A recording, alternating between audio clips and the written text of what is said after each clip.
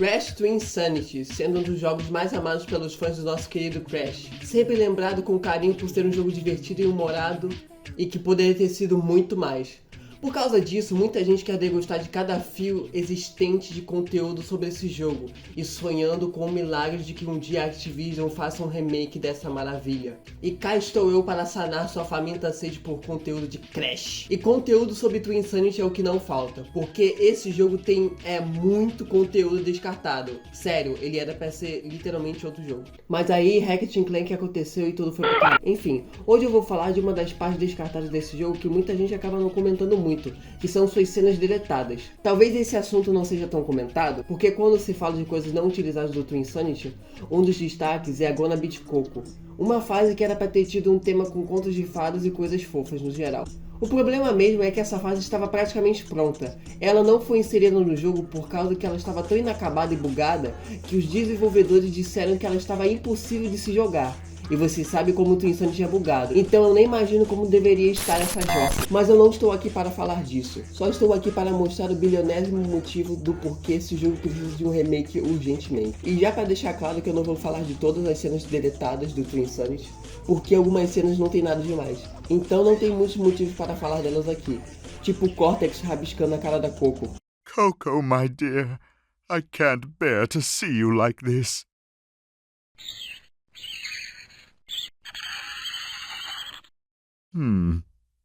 Better. E eu só vou falar das cenas deletadas porque se eu fizesse um vídeo de todo o conteúdo deletado do jogo inteiro, esse vídeo teria mais de 2 horas de duração. É sério. Bem, eu não gosto muito disso, mas é muito importante vocês me darem essa moral de deixar o like e se inscrever. E é isso.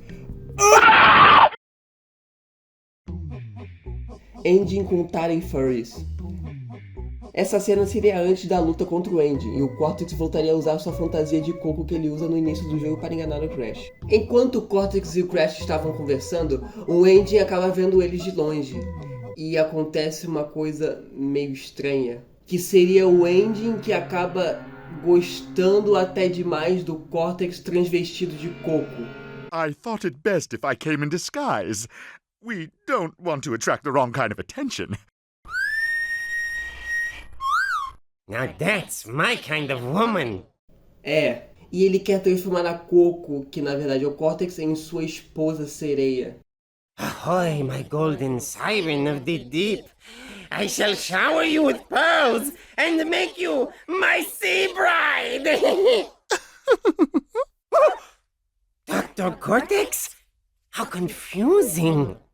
Essa cena tem tantas subcamadas, porque assim, o Andy pensou que era a Coco mesmo, porque ele disse que agora esse é meu tipo de mulher, como se a Coco tivesse se adequado aos gostos dele. Now that's my kind of woman. Ou só pensou que era outra mulher mesmo.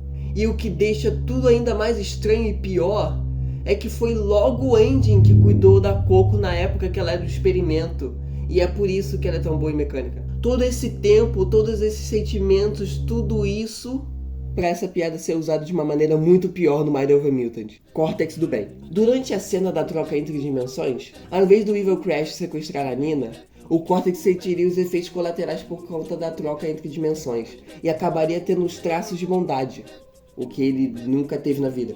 E o Evil Crash, na verdade, seria o Crash que a gente conhece, só que do mal.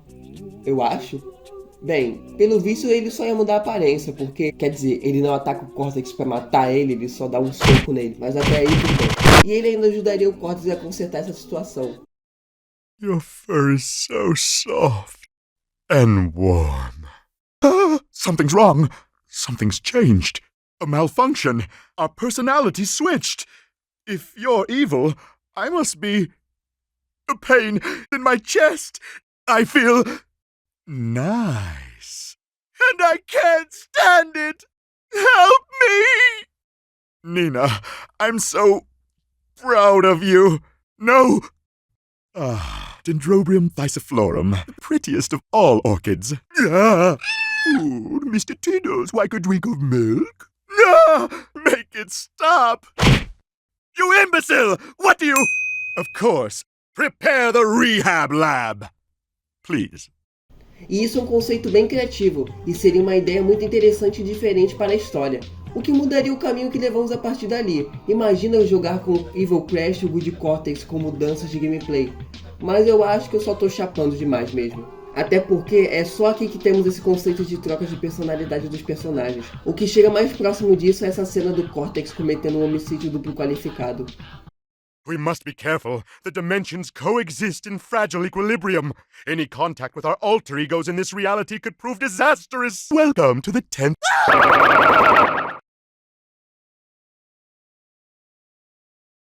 Forget I said anything. Essa cena consegue ser cômica e macabra ao mesmo tempo. Por isso que eu gosto tanto do Twinsanity. Mas aqui parece que ainda segue com a ideia de versões alternativas dos personagens, ao invés da troca de personalidade. Dingo sendo talarico. Ao invés da cena do Dingo cagando no banheiro e lendo o Alcorão, ele estaria em encontro com a Tauna. Sim, a Tauna, a ex-namorada do Crash pra quem é burro. E a cena continuaria normalmente, com a bola de neve caindo na cabeça dele e ele descobrindo sobre o tesouro. How about another cocktail? Snowball!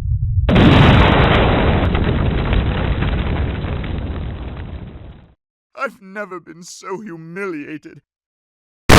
Só isso. Essa cena foi cortada porque ela ficou muito maior do que esperado. E não teria algum tipo de interação dela com o Crash. E até porque isso é só uma silhueta e não dá pra saber com certeza se é ela. Eu só falei que era a Tauna porque o Crash Bandicoot Connect disse nesse artigo que era ela. Então eu vou seguir com a regra número 1 da internet. Se tá na internet, é verdade. Evil Coco. Essa cena aconteceria logo depois deles serem transportados para a dimensão do Evil Crash, depois da Rock Slide Rumble. Aquela fase que o Crash usa o Cortex desfeito. E o Cortex iria reconfortar a Nina depois da alta sessão de adrenalina excessiva. Nina, you scared me. Come here. Forget it. Daí, uma versão maligna da Coco sairia de sei lá onde e diria que o Cortex é um homem de verdade. E dá pra entender que ela flerta de certa forma com o Cortex, porque ela fala isso. Ain't that sweet? It's a real man who ain't afraid to show his feelings, and my mom says real men prefer their cocoa hot and bitter. I'm not thirsty. Let's go. E é só isso que temos da Evil Coco. Ela não faria mais nada na história, nem sabemos se ela ficaria no mapa, é só isso. Mas agora falando mais da Evil Coco em si, ela só existiu porque, como já tinha um Crash do mal na história, um dos desenvolvedores do jogo fez um modelo dela brincando com a ideia dela ser adicionada no jogo. Mas aí eles fizeram essa cena para encaixar ela na história de alguma forma. Mas no final não adiantou de muita coisa. Gonna Beat Coco. Agora voltando porque eu disse no início do vídeo, essa cena seria a introdução da fase Gonna Beat Coco, que, de novo, eu disse no início do vídeo. Então, um portal para a mente da Coco seria aberto por conta da máquina do Cortex.